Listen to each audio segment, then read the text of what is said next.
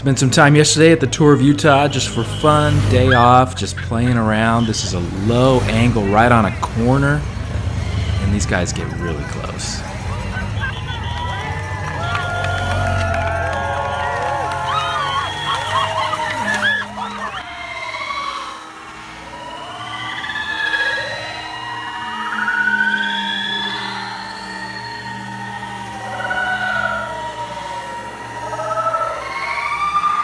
So this is just real low. I guess this is iPhone, so this is what, a 28 millimeter, so they are close, very close.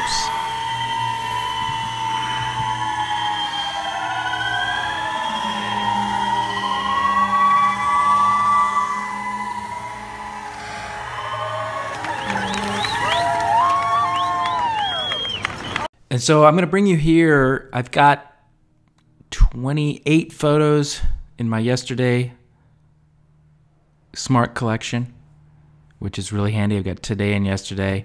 This is just a smart collection that says anything that was taken yesterday. So I can instantly bounce to anything that's the newest. Okay, so while I was doing the video with the iPhone, I was also shooting with my Sony RX100, which is a 24 millimeter lens, is where I was using it. And I was really going for something different here. It's got a built-in ND filter, which is great because I can go down to 30th of a second at f11 and get something really crazy as they're going by.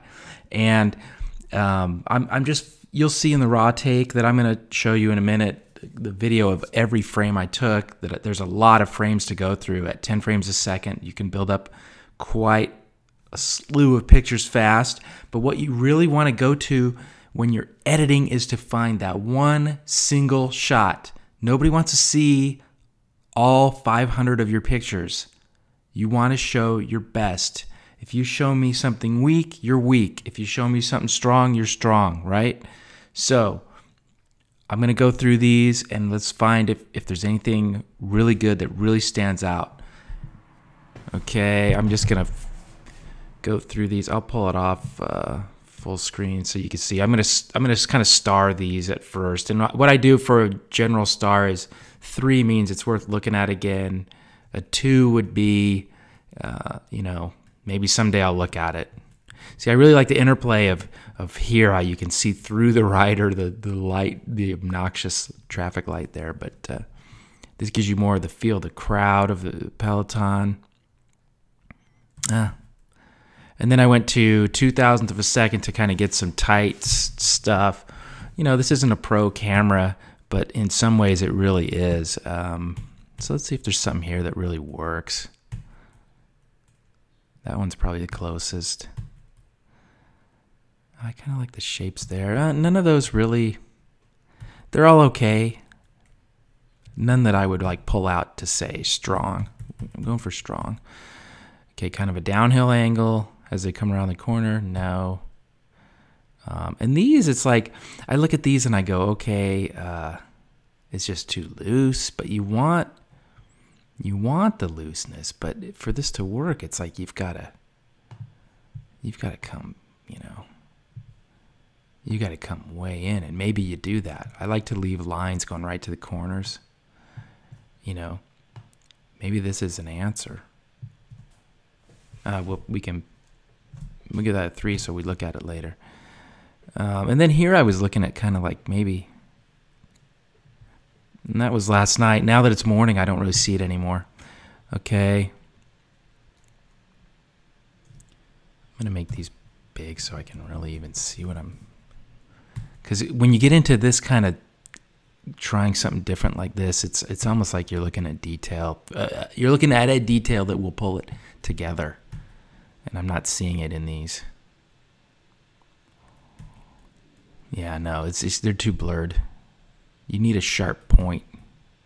I want a sharp point. I want one of these guys to be sharp, and none of them are. So if none of them are sharp, then it needs to be more blurry. There needs to be some element that pulls it ahead.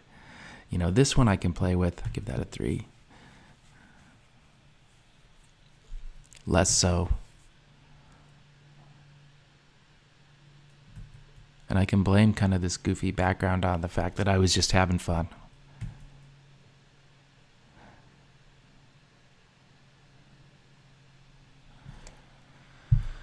That one might work, but it's kind of like I'm losing the whole idea of this huge, you know, group of riders. Okay, so now I'm down on this corner and I'm using a slow shutter so they can, as they go flying by. And so what's really killing this is how close they are to the edge. This one works a little better. I give that a 3. But I have kind of this empty space, which you kind of lose the riders. If they were up a little further in, you know, you'd have more of that. Again, don't worry about the color here. They're all raw, so these are all color is easily corrected.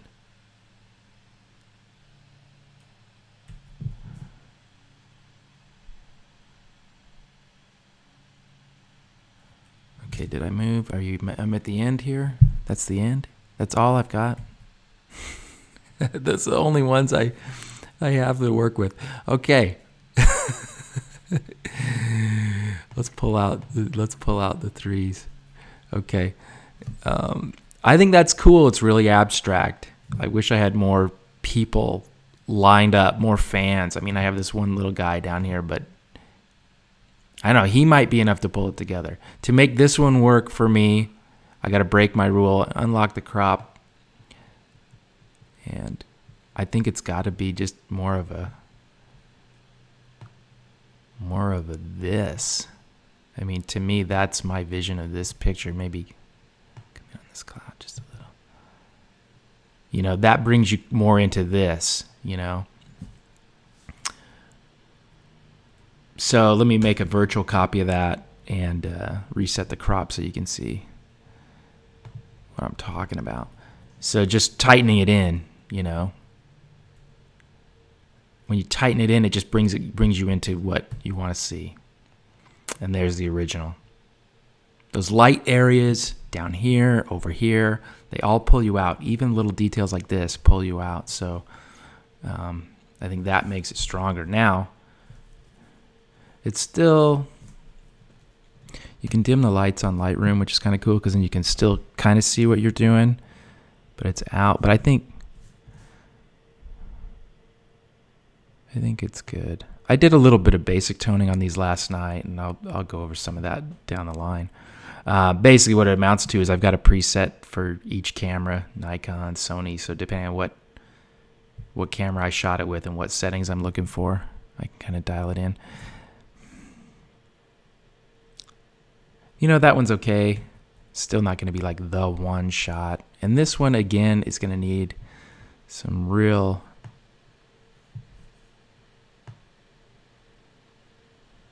It's going to need some real cropping to become interesting. I think in this case you want to go out though. Like so.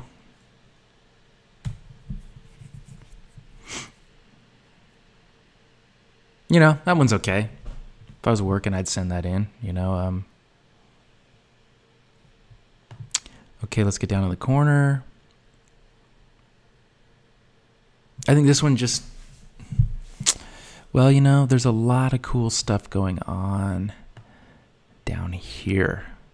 Like this crowd is really interesting.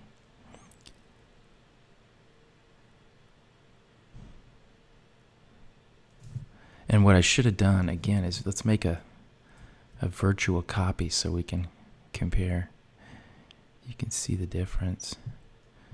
See this white there? I'm going to just cut that out, that foot. Those are little things you got to look for. So I go to there. And that's pretty strong. Now the color seems to be the clouds were rolling in. I think it needs to be warmed up just a little. It's a little, let's bring our exposure up a little. This is one of those tricky ones.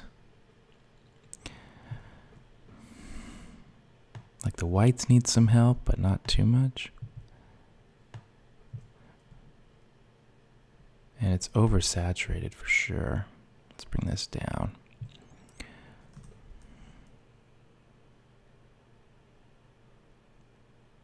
Okay. So if I'm going to pick, I think that's, well, I'll go through all these and give you an opinion. I think this is my best here. I think my second best would be this. And remember, this is a day off edit where it's like these were for fun.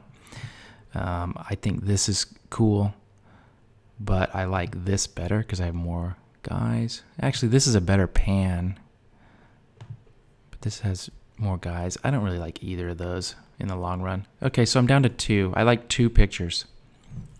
I like this, and I like this. So if I isolate those. Now, if I was editing for work, there would have been like one of these in there for sure. Something like this where you're just right in on the riders for sure. Hopefully one of the better riders, one of the leaders.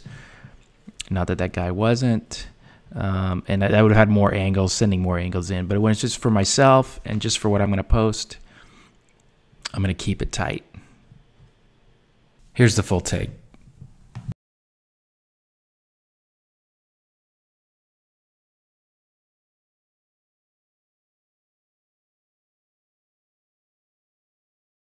Bridge, which I love to use just to kind of sort through my GIFs, my animations. These are all things that eventually I will get to. But one thing here that I'm going to show you is this shot, which you just saw me edit a single frame from, is a really interesting exercise in motion. And so I've put all these frames in as layers and started the process of building a GIF of this moment. So as the Peloton goes by, and you see a lot of cool things. This kid raised his horn up. This guy's kind of funny. He's like got his cowbell and phone. He got the clapping. I like how he just pulls the cowbell out for a second and then puts it back down. Okay, so but you see how it kind of moves because I can't hold this steady. It's not on a tripod. You've also got the flag waver. It's kind of a cool GIF. I'm going to show you a trick, and I'll show you how I build these whole things down the line at some point. But so I got a ton of layers in here. It's a really big GIF, which is one problem. 27 frames. That's way too many. But anyway, to get rid of that jerkiness, this is the thing that will set you apart from everybody else. Auto align layers. I put it on collage because I only want Photoshop to rotate or kind of reposition these things. And I say, okay, let's give it a sec to calculate it. It'll take a little bit of time since I have 27 layers. But this will make the difference between your GIFs so that they're just not jerky. They'll look like they're on a tripod, if you're lucky. Okay, so we end up here now with a finished product. And let's play it through and see how it did. So you can see it's pretty good at lining everything up. And the one thing you can do now is you have a couple options. You can crop in on the edges so you don't have kind of that moving frame, or you can just add a new frame, throw it to the bottom, and fill it with black or white or whatever, and kind of let it run. So for me, that's kind of cool. I like that. I think this is the best visual approach for this angle. I mean, that still photo I edited out was pretty cool, but I think this kind of sums it up. I like to build these at high res or semi-high res and then save out different versions of these. Now if I'm going to save this out as a GIF, I'm going to size it down to 600 pixels across so it's smaller in file size.